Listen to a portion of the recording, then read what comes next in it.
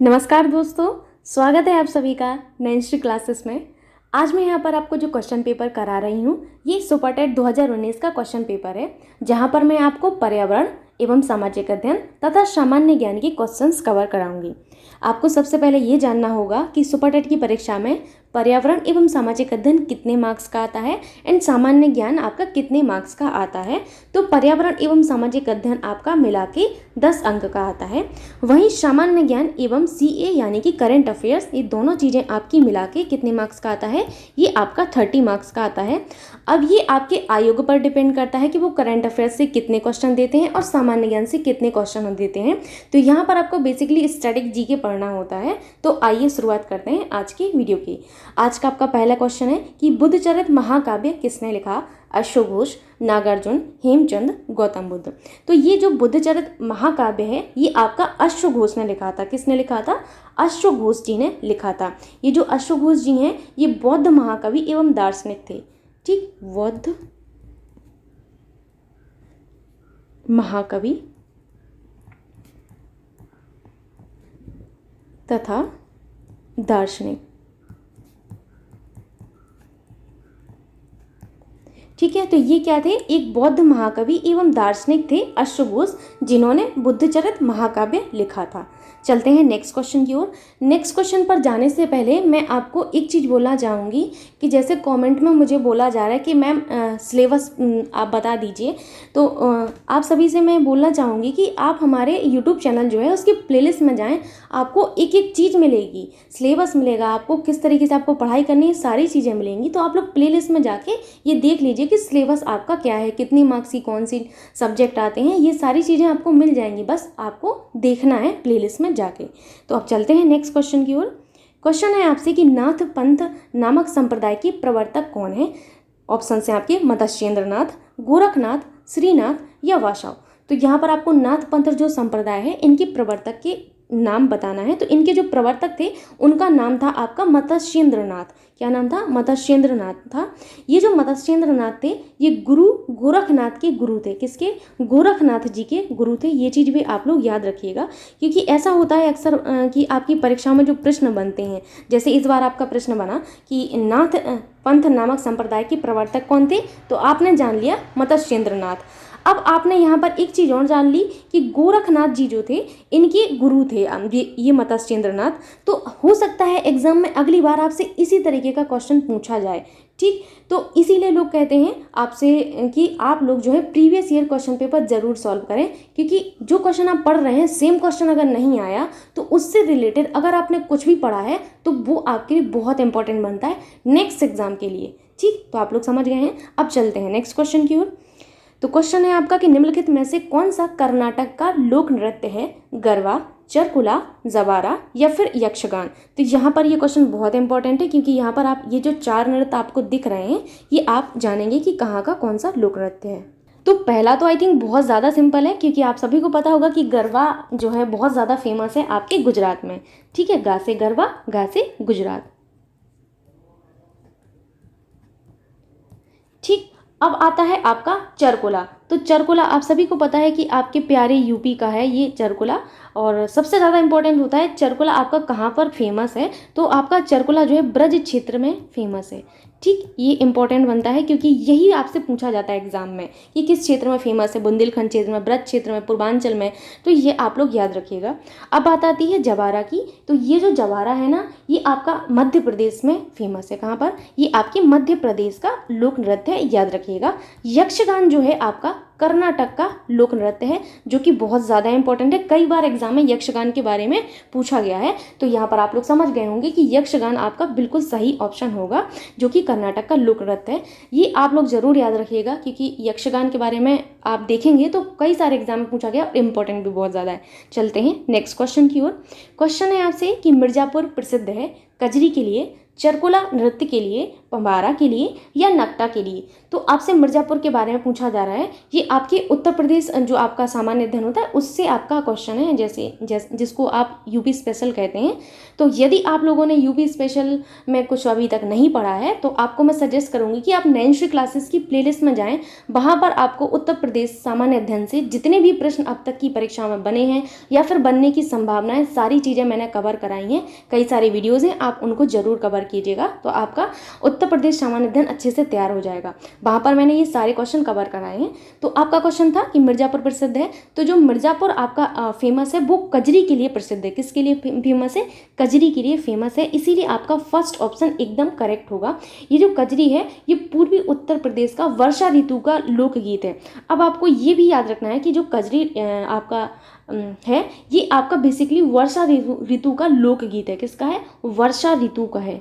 ठीक, कई बार आपसे ये ऋतु भी पूछ ली जाती है, तो याद रखिएगा कि वर्षा ऋतु का आपका लोकगीत है। क्या है? बेसिकली आपका लोकगीत है। अब चलते हैं नेक्स्ट क्वेश्चन की ओर। क्वेश्चन है आपसे कि केंद्रीय ग्लास एवं सिरेमिक अनुसंधान संस्थान स्थित है आगरा में, खुर्जा में, कानपुर में, फिरोजाबाद में। तो यहाँ पर आप लोगों को शायद पता होगा कि केंद्रीय ग्लास एवं सिरेमिक अनुसंधान संस्थान आपका जो है खुर्जा में स्थित है। कहाँ पर? खुर्जा में। खुर्जा आपका कहाँ पर पड़ता है? तो ये आपका बुलंदशहर में स्थित है। कहाँ पर? बुलंदशहर में पड़ता है खुर्जा, बुलंदशहर। ठीक, तो ये तो आपने जान लिया केंद्रीय ग्लास एवं सिरेमिक अनुसंधान संस्थान। लेकिन बाकी अदर आपके जो ऑप्शन है जैसे आगरा, कानपुर, फिरोजाबाद, तो यहाँ पर कौन से संस्थान हैं जो कि बहुत ज़्यादा इंपॉर्टेंट है, तो मैं उनके बारे में आपको एक फ्रेश पेज पर बता देती हूँ कि आपके कहाँ पर कौन से संस्थान हैं। जैसे आपके आगरा में क्या है? आगरा में national JALMA institute for leprosy and other mycobacterial diseases है। ठीक है, तो ये आप लोग याद रखिएगा। मैं यहाँ पर लिख देती हूँ आगरा, हालांकि इतना बड़ा नाम है कि मेरी फ़ोन की स्क्रीन पूरी भर जाएगी। आप लोग बस याद रखिएगा, नेशनल जालमा इंस्टीट्यूट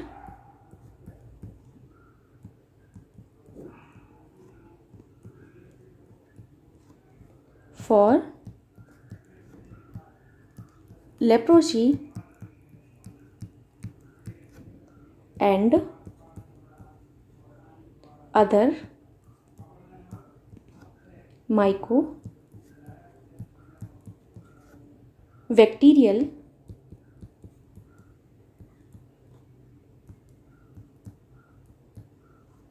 डिजीजेज। ठीक है, तो ये आप लोग याद रखिएगा। जो इम्पोर्टेंट है मैं यहाँ पर आपको सिर्फ वही बताऊंगी, आपको बाकी सारी चीज़ें याद नहीं रखनी है। मैं एक चीज़ मैंने देखा है कि बच्चे बहुत ज़्यादा पढ़ लेते हैं और फिर एग्ज़ाम में जाके उनको बहुत प्रॉब्लम होती है कि वो सही क्वेश्चन नहीं कर पाते, बिकॉज उन्होंने वो चीज़ नहीं पढ़ी जो एग्ज़ाम की डिमांड है। तो आप लोग वही पढ़िए जो एग्ज़ाम में आया हुआ है, जो एग्ज़ाम की डिमांड है। ठीक है, तो आगरा में आपका ये जो ये है इंस्टीट्यूट, इसको आप लोग याद रखिएगा, जो कि बहुत बड़ा सा नाम है, तो आप लोग इसको याद रखिएगा। अब बात आती है कानपुर की, तो कानपुर के बारे में शायद आप लोगों को पता होगा कि यहाँ पर आपका जो है दलहन अनुसंधान संस्थान स्थित है। साथ ही साथ आपका जो है जो आपका चर्म उद्योग है वो भी स्थित है। तो कानपुर का मैं यहाँ पर लिख देती हूँ कानपुर। कानपुर में क्या है? कानपुर में आपका है Indian institute for pulses research. ठीक है, इंडियन इंस्टीट्यूट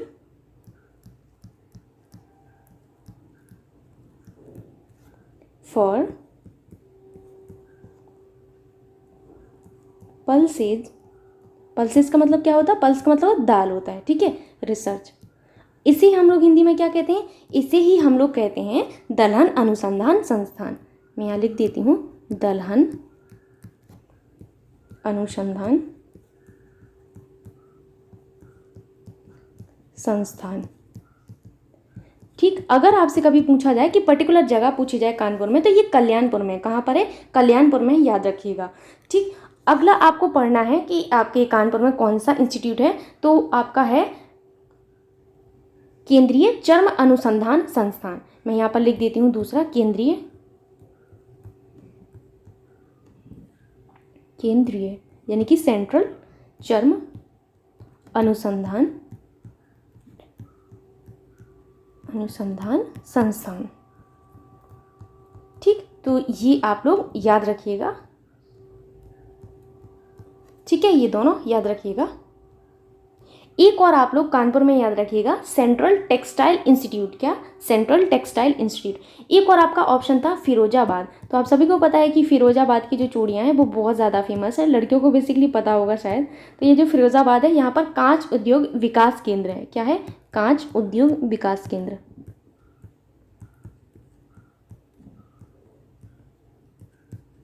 विकास केंद्र। इतनी चीज़ें आप लोगों को याद रखना है। तो यहाँ पर मैंने आपके सारे ऑप्शंस कवर करा दिए हैं। अब चलते हैं आपका जो क्वेश्चन था उस पर। तो आपका केंद्रीय ग्लास एवं सिरेमिक अनुसंधान संस्थान में आपको बता चुकी थी, खुर्जा में है। खुर्जा आपका कहाँ पर पड़ता है? ये आपका बुलंदशहर में पड़ता है। आगरा आप लोग जाने गए हैं कि आगरा में आपका क्या है? National JALMA institute for leprosy and other mycobacterial diseases. ठीक। कानपुर में आपने जाना कि आपका दलहन अनुसंधान संस्थान यानी कि आपका Indian institute for pulses research स्थित है। सेंट्रल टेक्सटाइल इंस्टीट्यूट स्थित है। केंद्रीय चर्म अनुसंधान संस्थान स्थित है। वहीं आपका फिरोजाबाद में कांच उद्योग विकास केंद्र स्थित है। अब चले नेक्स्ट क्वेश्चन की ओर। तो आपका नेक्स्ट क्वेश्चन है, कथकली किस राज्य का प्रमुख शास्त्रीय नृत्य है? उत्तर प्रदेश, आंध्र प्रदेश, कर्नाटक, केरल। तो यहाँ पर आपको कथकली के बारे में बताना है कि कथकली कहाँ का आपका शास्त्रीय नृत्य है। तो अभी तक आपके जो शास्त्रीय नृत्यों की संख्या है वो आपकी कितनी मानी गई है? 8 मानी गई है। कितनी? 8 मानी गई है। इनके लिए मैंने आपको बेस्ट ट्रिक के माध्यम से एक वीडियो बनाई है शास्त्रीय नृत्यों की, कि कहाँ का कौन सा शास्त्रीय नृत्य है। आप लोग उस वीडियो को देख लीजिएगा। तो आप लोगों को शास्त्रीय नृत्यों से संबंधित कोई भी क्वेश्चन अगर आता है तो आप लोग उसको जरूर सॉल्व कर पाएंगे। अब आप सोच रहे होंगे कि हर क्वेश्चन में मैम ये बोल रहे हैं कि आप वहाँ से देख लीजिएगा। सिर्फ इसलिए क्योंकि यहाँ पर अगर मैंने आपको सारे के सारे 8 शास्त्रीय नृत्य की ट्रिक बताई तो आप लोग भी वीडियो को पढ़ना नहीं चाहोगे, क्योंकि आप लोग वहाँ से पढ़ सकते हो आराम से। तो यहाँ पर मैं आपको क्वेश्चन ओरिएंटेड रखना चाहती हूँ। तो आपको बताने कि कथकली किस राज्य का प्रमुख शास्त्रीय नृत्य है। तो कथकली जो है आपको केरल का याद रखना है। केरल का कहाँ का है? केरल का है। तो मैं आपको सिर्फ कथकली की जो ट्रिक मैंने बताई थी वहाँ पर मैं आपको बता देती हूँ। जैसे मैंने ट्रिक बताई थी कि केरल की महिलाएं कली सी खिल रही हैं। आप सभी को पता है कि केरल राज्य की स्थिति हर मामले में, महिलाओं के मामले में, आपका लिंगानुपात के मामले में, शिक्षा के मामले में बहुत अच्छा रहता है केरल का जो पोजीशन है वो। तो आपके केरल की महिलाओं से ही मैंने एक ट्रिक बनाई थी कि केरल की महिलाएं, मैं यहाँ पे लिख देती हूँ, केरल की महिलाएं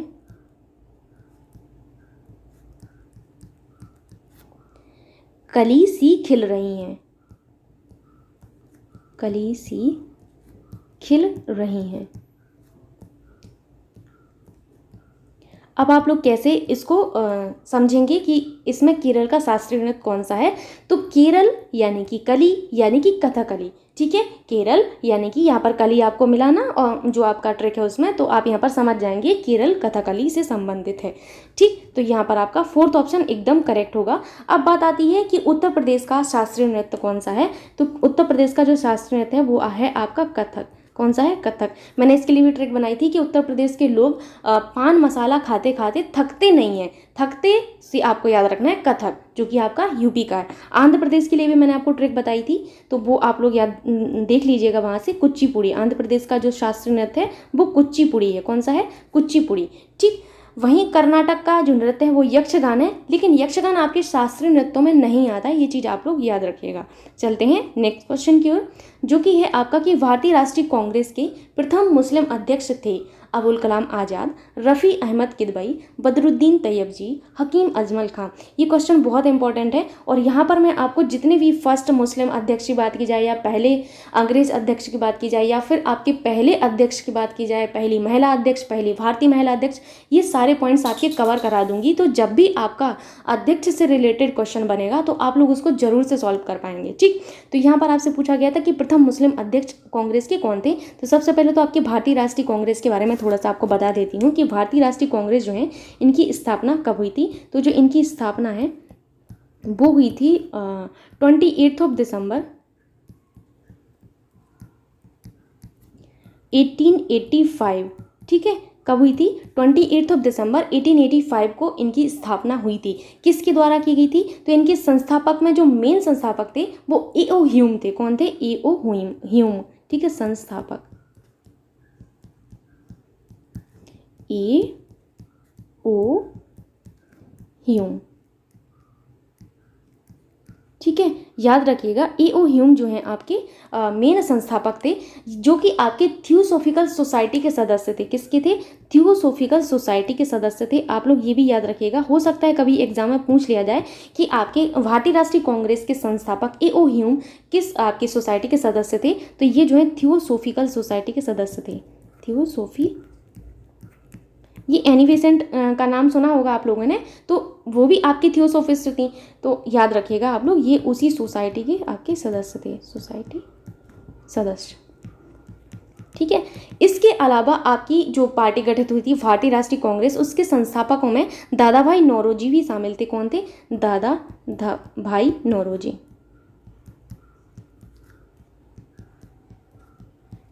और आपके एक व्यक्ति और थे, तो उनका नाम था दिनशा वाचा। क्या नाम था? दिनशा वाचा। इतने लोग आपके शामिल थे, याद रखिएगा आप लोग, जिसमें मेन जो है वो आपके E.O. ह्यूम है। ठीक।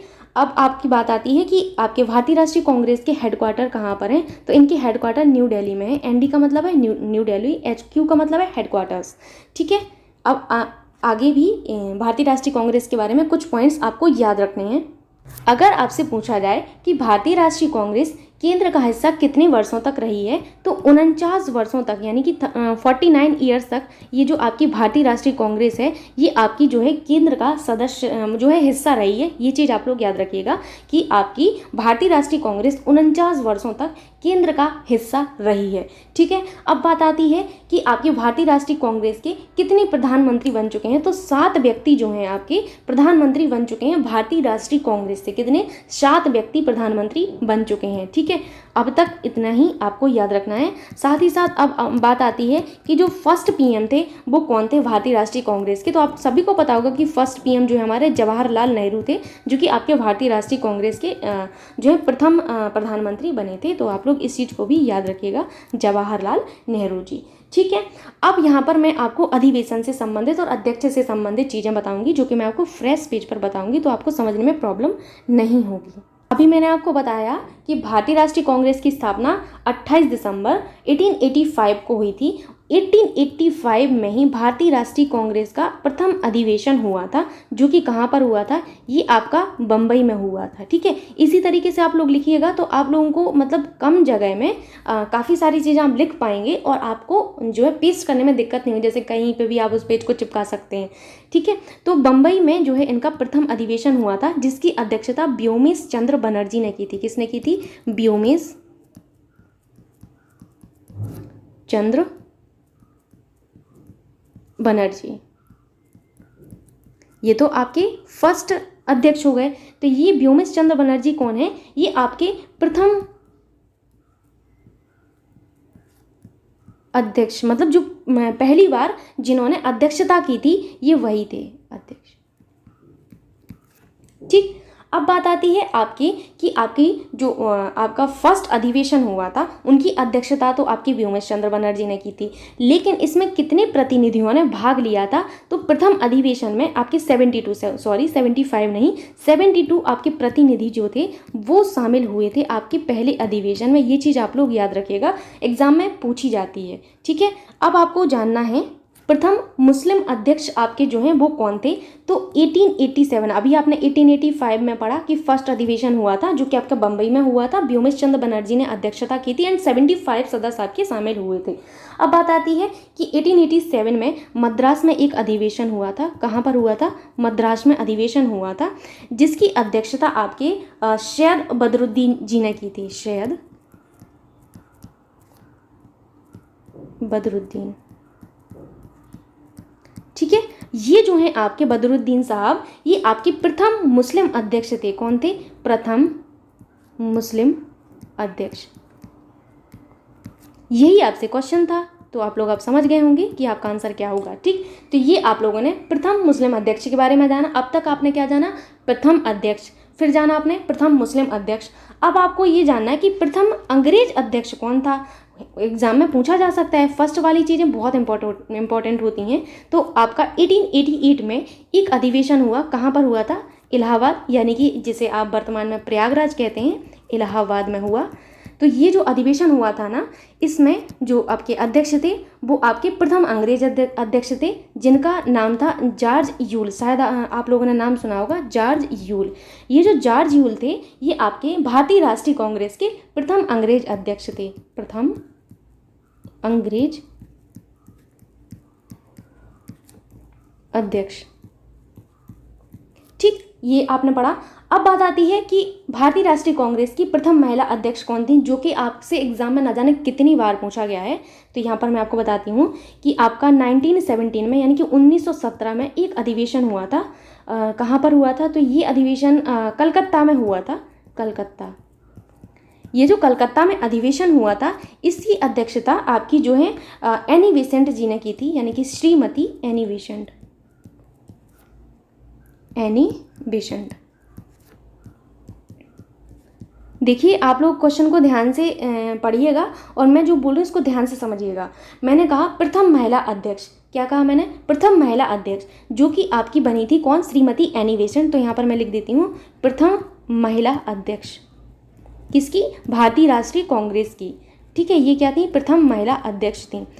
अगर आपसे पूछा जाए कि प्रथम भारतीय महिला अध्यक्ष कौन थी, तो आपका आंसर बदल जाएगा। ये चीज़ आप लोग याद रखिएगा। अगर आपसे पूछा जाए कि प्रथम भारतीय महिला कांग्रेस की कौन अध्यक्ष रही हैं, तो आपका आंसर होगा सरोजनी नायडू जी। आप लोग इनको जानते होंगे। तो 1925 में एक अधिवेशन हुआ था। कब हुआ था? 1925 में। कहाँ पर हुआ था? ये आपका अधिवेशन जो हुआ था ये कानपुर में अधिवेशन हुआ था। ठीक है, जिसकी अध्यक्षता आपकी जो है सरोजनी नायडू जी ने की थी, सरोजनी नायडू।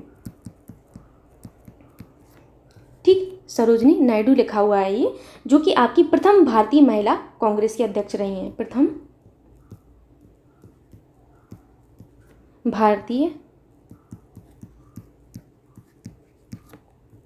महिला अध्यक्ष। ठीक है, प्रथम भारतीय महिला अध्यक्ष आपकी कौन रही हैं? तो ये रही आपकी सरोजनी नायडू जी। ठीक, अगर आपसे पूछा जाए कि भारतीय राष्ट्रीय कांग्रेस के सबसे कम उम्र के अध्यक्ष कौन रहे हैं, तो ये भी बहुत इंपॉर्टेंट है। तो वो रहे हैं आपके अबुल कलाम जी रहे हैं। कौन रहे हैं? अबुल कलाम, अबुल कलाम। ये आपके कौन रहे हैं? ये सबसे कम उम्र के, सबसे कम उम्र के अध्यक्ष रहे हैं।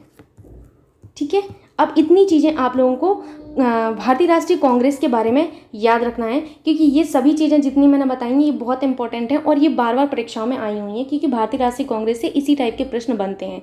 अब कुछ लोगों के मन में आ रहा होगा मैम सॉल्व तो कराएंगे प्रीवियस ईयर क्वेश्चन पेपर।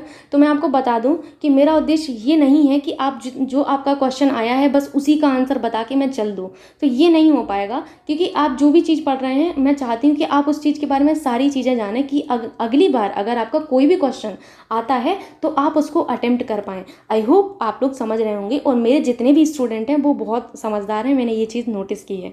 तो आप लोग समझिएगा इस चीज़ को। अब चलते हैं क्वेश्चन पर। तो आपका क्वेश्चन था कि भारतीय राष्ट्रीय कांग्रेस के प्रथम मुस्लिम अध्यक्ष कौन थे। मैंने आपको बताया है ना कि भारतीय राष्ट्रीय कांग्रेस के प्रथम मुस्लिम अध्यक्ष आपके जो रहे हैं वो आपके बदरुद्दीन आपके जो हैं तैयब जी रहे हैं। तो आप लोगों को याद रखना होगा। आपका कौन सा ऑप्शन सही होगा? थर्ड ऑप्शन एकदम करेक्ट होगा। तो आज का वीडियो मैं यहीं तक रखती हूँ। इसका सेकंड पार्ट आपको जो है जल्दी ही मिल जाएगा। तो इसके सेकंड पार्ट में बाकी के बचे हुए क्वेश्चन जो कि आपके पर्यावरण एवं सामाजिक अध्ययन तथा आपके जो आपका जनरल नॉलेज है उसके क्वेश्चंस रहेंगे। आई होप आप लोगों को ये वीडियो अच्छा लगा होगा। यदि आपको वीडियो अच्छा लगता है तो आप लोग आगे समझ गए हैं ना। तो आगे मैं यही कहूँगी कि आप लोग वीडियो को लाइक करना, शेयर करना ना भूलिएगा। साथ ही साथ आप लोग अपना कोई ना कोई रिस्पॉन्स वीडियो पर ज़रूर दे के जाएँ। जैसे आप कॉमेंट कर सकते हैं, आप वीडियो को लाइक कर सकते हैं। आपका एक छोटा सा इनिशिएटिव मुझे मोटिवेट करता है कि मैं आप लोगों के लिए अन्य अच्छे वीडियोज़ ला पाऊँ। So thank you so much Nancy classes पर बने रहने के लिए। Thank you.